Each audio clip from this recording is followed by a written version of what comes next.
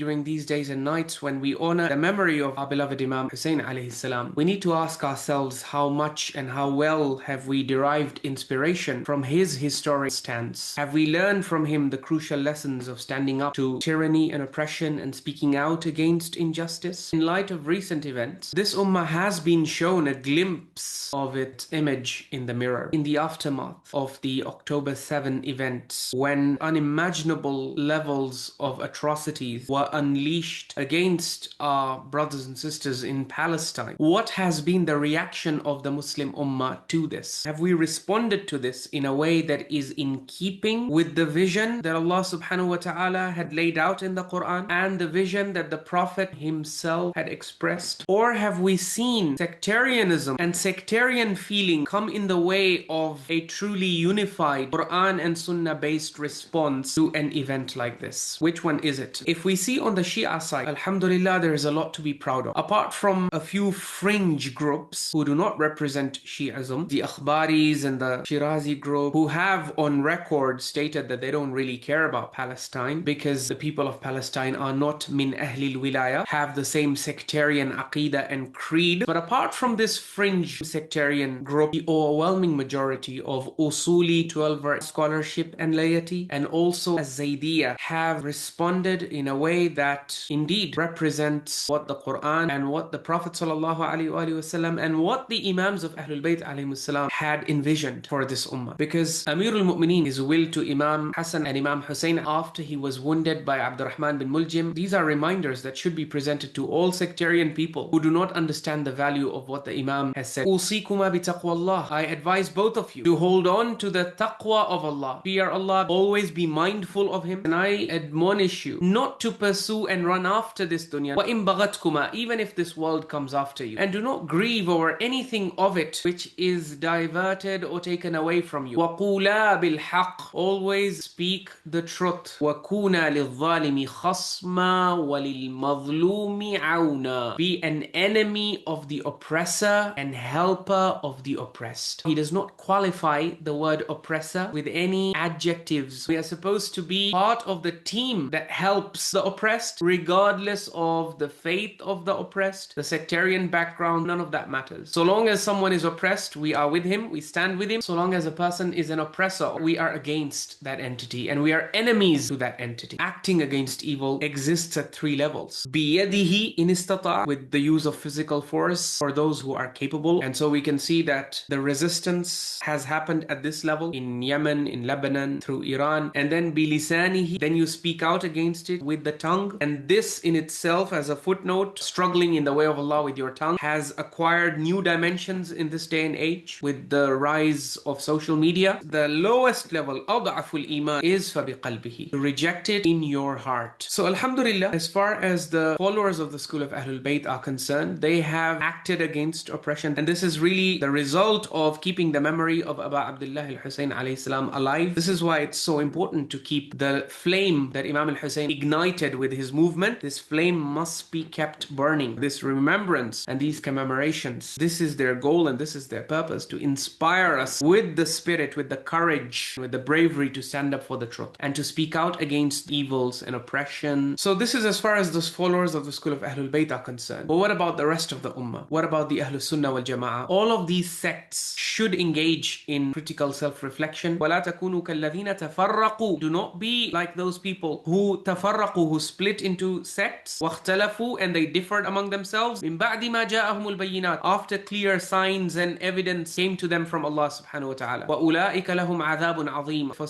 all such, there will be a great punishment in the hereafter. وَاعْتَصِمُوا بِحَبْلِ اللَّهِ جَمِيعًا وَلَا تَفَرَّقُوا. Hold fast to the rope of Allah and do not split away into splinter groups. وَأَطِيعُوا اللَّهَ وَرَسُولَهُ. The command to the believing ummah was, obey Allah and His Messenger. وَلَا تَنَازَعُوا. And do not dispute with one another. فَتَفْشَلُوا. Lest you suffer from failure. وَتَذْهَبَ رِيحُكُمْ. And your power will be gone. So Allah wanted us to be united in obedience to Allah and His Messenger, and He did not want us to fight among ourselves, to dispute and fight among ourselves all the time. Otherwise, He warned us, you will fail as an ummah. وَتَذْهَبَ رِيحُكُمْ. And your power will be gone. And really, you can see the effects of not taking this warning seriously. We are already seeing the failure because Allah had blessed this ummah, but because of the disunity, the the fragmentation that was artificially stoked by shaitan within this ummah, we lost sight of what unites us, brings us together, and instead we started focusing and getting fixated on things that divide us and that turn us against each other, and we became so focused and obsessed with these things that we began fighting each other, and the result of that is there for everyone to see. The entire ummah's unity, the entire ummah needs to become one body and one voice. Even in the sectarian Sunni hadith corpus, the Messenger of Allah said the believers in their mutual kindness, compassion and sympathy are just like one body. When one of the limbs suffers, the entire body responds to it with wakefulness. You stay up all night due to the pain and the entire body stays up. It's not like the head and the neck sleep and the rest of the body stays up. No, the entire body remains awake and it experiences fever, and it continues to experience this until the problem is resolved and the ailment is eliminated. But today, when we look at the Muslim Ummah, do we act and behave like a single body? This is for us to evaluate. Instead of blame game and throwing blame here and there and pointing fingers, let every adherent of every sect in this Ummah reflect. Have